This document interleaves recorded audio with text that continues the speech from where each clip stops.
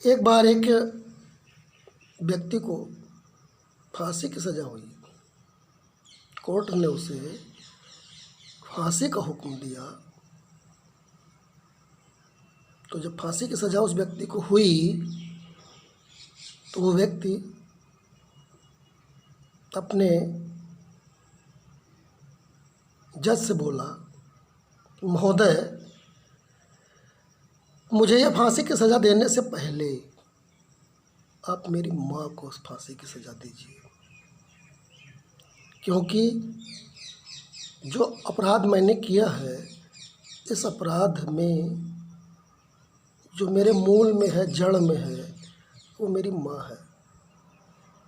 कृपया उसको बुला के पहले फांसी पे लटकाओ और इसके बाद मुझे फांसी दीजिए।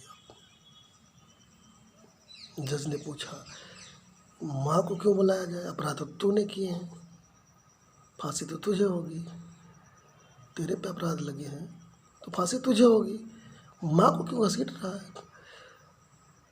तो वो व्यक्ति बोला कि योर ऑनर,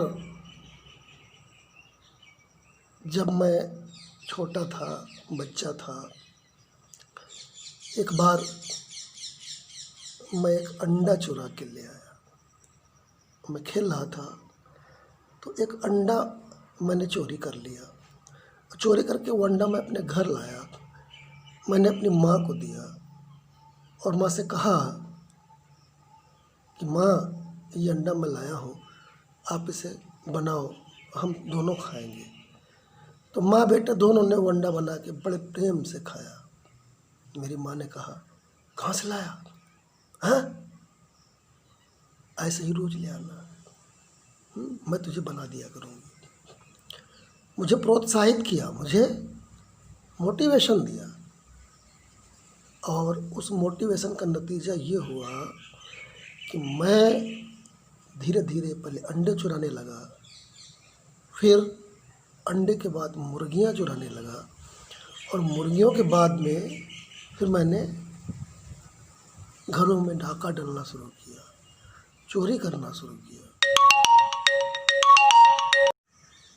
और इसके बाद चोरी करने के बाद, यानी कि चोरी डकैती सब कुछ मैंने शुरू कर दिया।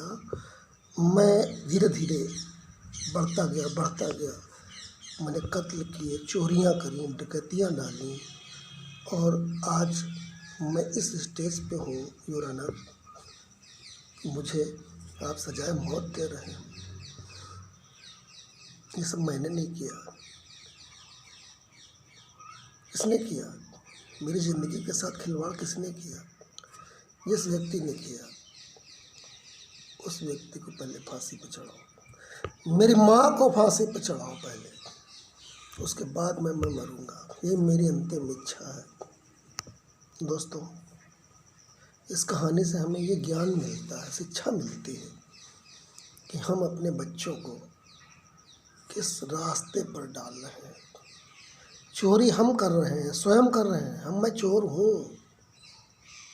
आप झांक के देखो, अगर आपने चोरी करी है तो बच्चा भी आप ही के रास्ते पे जाएगा। जब बच्चा छोटा होता है, जब बोल नहीं पाता, नासमझ होता है, उस समय बच्चा वही भाषा सीख जाता है। जो मैं बोलता हूँ, जो मैं करता हूँ, वही वो करने लगता है। वो आप ही का अनुसरण करता है। परिवार, family is the only one पाठशाला ऑफ द चाइल्ड। परिवार ही बच्चे का सबसे पहली शिक्षा जहाँ से मिलती है, परिवार ही है। माँ बाप जैसे होंगे, जो कर रहे होंगे, बच्चा भी वही करने लगता है।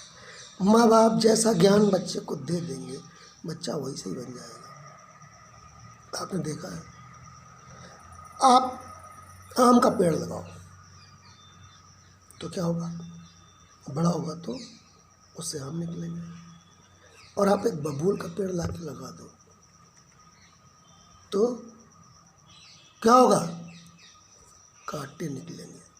बबूल से क्या निकलेंगे? कांटे।